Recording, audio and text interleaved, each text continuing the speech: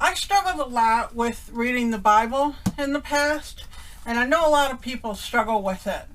And it's just so important to read the Bible, so I wanted to give you 5 tips to help you read the Bible. Hi everybody, I'm Sharon. Welcome to Walking with the Lord. Tip number 1 is get a good translation. Get a translation that you will understand, because that's the most important thing of all. I used to try reading the Bible. The first time I started reading the Bible, it was an old King James Bible that my parents had with gold. It had gold around the edges. It was a really fancy Bible. And I tried to read that and I couldn't understand it, and so I didn't continue. So what you want to do is you want to get a translation that you understand. Mine is the NLT, and it's very easy to read. You can check translations online. Pick Psalm 1, it's a short psalm, and then look it up in different translations and see which one sounds good to you. Which you can, one way to find different translations is put in a verse. Let's say put in Psalm 1:1. So that's Psalm 1 verse 1. And then put Psalm 1 verse 1, compare. And then a website will come up and it'll show you different translations of that verse, and then you can see the different translations, and then pick like a whole psalm, maybe 2 different psalms to read. Once you start seeing like a translation that you kind of like, pick a few psalms to read in it, and you can type in Psalm 1 NLT or NIV or KJV for King James. You can type in the psalm and then the version, and then it'll bring up, and then keep trying different translations until you find a translation that you really like. Once you find a translation you really like, make sure you get your Bible, get one, and then have it. Maybe some people might want to read online. I personally like reading the Bible in a book form. It's fine if you want to read it online, if you'll do that, but I have this Bible that I really love, and it's really pretty, and I really like reading it. It doesn't matter if you get a fancy Bible or just a cheap $5 Bible. What's important is you really want to read it, because that's where the blessing is, in reading the Bible and getting to know Jesus, getting to know God, and getting to know Jesus in this book and living this book. So a translation is very, very important. The second tip is to set a simple goal. Set a simple goal. You can either have a goal to read the whole Bible, or make a goal just to read one book.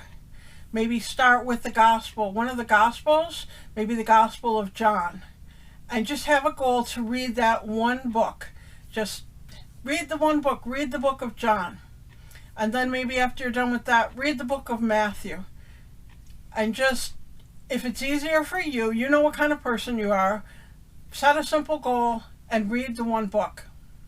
And what you want to do is you want to make sure that you check off every time you read something. Find something online that has a printable that will have each book and each chapter of the Bible, and as you read them, check them off. I would suggest a goal of 1 chapter a day. If you want to read more, that's fine, but try to at least read 1 chapter a day and stick with that. Tip number 3, pick a plan and print it up. There are various Bible reading plans out there. There's chronological, which is what I'm doing, and they're mostly designed to read the Bible in a year. But I would not recommend trying to read the Bible in a year. If you're a person that can do that, fine. But from what I've heard, many people start a plan at the beginning of the year, and then they do it for a few days, and then they get behind, and then they stop. You don't want to stop. So my suggestion is to pick a plan and print it up and decide in what order you're going to read the Bible, or at least just print up a plan so that you can check off as you go. But there are many, many plans out there, so just type in 1-year Bible reading plan and then find something you can print, and then don't worry about reading it in a year. And don't worry about waiting until January 1st to start. Start today, start tomorrow, but start it and then just have a small goal and stick with the small goals and read consistently. And if you miss a day, don't worry about it. Just get back on the next day and do your reading the next day. Another thing you can do is have it set up that you have to read something in the Bible every day. So let's say you're reading the book of John. And let's say just for whatever reason, it's time to go to bed, you need to go to bed, you missed your reading for that day. Just open the Bible, just read one line, and then close the book. And that way you've read something, so that you're at least in there every single day, even if it's one line. As long as you're making progress, you want to make progress. Just try to read something every day, and you'll be amazed. Before you'll know it, you'll read the book of John, and you'll have read one whole book of the Bible. And then you'll have that as a thing to pat yourself on the back for reading one whole book of the Bible. That's a big accomplishment. And it's important to have accomplishments. Tip number 4 is to find a commentary and read a commentary if you have any questions about what you've read. One thing that will probably happen is you might get to a point where you read something and you feel like you don't understand it, even if you have a good translation that you really like. You might have a point where you just feel like you don't understand it. And so there are commentaries out there. What you can do is there is an online commentary. There's several of them. You can write in, let's say you just read John chapter 3 and you just felt like you needed more clarity on it. You can go online and you type in John chapter 3 commentary. And then a commentary will come up and it'll give you information about it. One of the commentaries that I've used a lot is called Enduring Word, and it's usually the one that comes up first. Now, I don't know if it comes up first for me because it's the one I usually click on, or if it just comes up first for everybody. But you could type in John 3 Enduring Word commentary, or just John 3 commentary, and then read through the commentary, and that can really help get you more clarification on it. And number 5, persevere. Keep going. Keep going and don't give up. Whatever you do, don't give up. You can read the whole Bible, the whole thing. I have read the whole Bible. I have read the whole thing. It took me many years. It took my husband many years, but we have both read the whole Bible. And I've read the New Testament probably about 3 times, except for Revelation. I did read Revelation once. And I've read the whole Old Testament. And I've read the Pentateuch, which is the first 5 books, probably about 3 times. So I've read the whole Bible, and now I'm reading through it again. I'm doing a chronological plan, but this time I'm doing a study, which I plan to cover in an upcoming video at some point of how I do my Bible study, rather than just reading it. But if you're just new to Bible reading, don't worry about any of that. Just worry about reading the Bible and just read it, and make sure you mark it off so you can see where you're at and have a goal. Have a goal to start. Pick a book, read the book.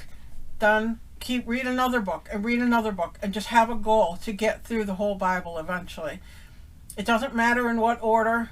What matters is that you just do it. Just do it. I'm telling you, it's worth it, and you will be blessed. And just a little bit more about my story. I wasn't sure about the Bible. I was hesitant, and I didn't want to read it, and I didn't know how I felt about reading it. And I said, well, I'm going to read it because I can't make a judgment on something if I've never read it, okay? So I wanted to read it and see what it was all about. And the more I read it, the more fascinated I get. One thing that happens when people, if they're doing like a reading plan, when they get to Leviticus, part of Exodus, Deuteronomy, some of those Numbers, those chapters can be very hard to read, and it can make people want to give up. From what I've heard, a lot of people get stuck in Leviticus. And so what you want to do at that point, if it's too hard, and let's say you just feel stuck and you don't want to continue, you can either go with a commentary, look at a commentary about it. You can you can listen to a pastor talk about it, or if it's just too hard to get through one book, maybe go into another book for a few days and just read something else that is a little easier for you, and then come back to it. I wanted to say my husband, the way he read the Bible was he read one book in the Old Testament, then he read one book in the New Testament, then he read one book in the Old Testament and one book in the New Testament, and he kept going back and forth like that. Now there aren't an even number of books that with each other in the Old and New Testament, so with some you can't do one and one and one and one and one. Sometimes you'll have to do an extra one in the Old Testament or something. So I just encourage everyone, read the Bible. Let me know where you are in reading the Bible, because I'm really interested. Let me know if you've never read the Bible. Let me know if you've read a little bit of it. Let me know which books you've read. I'm really interested in that. Thank you for joining me, and God bless you. I'll be praying for you. And please click like on this video. And thank you for joining me.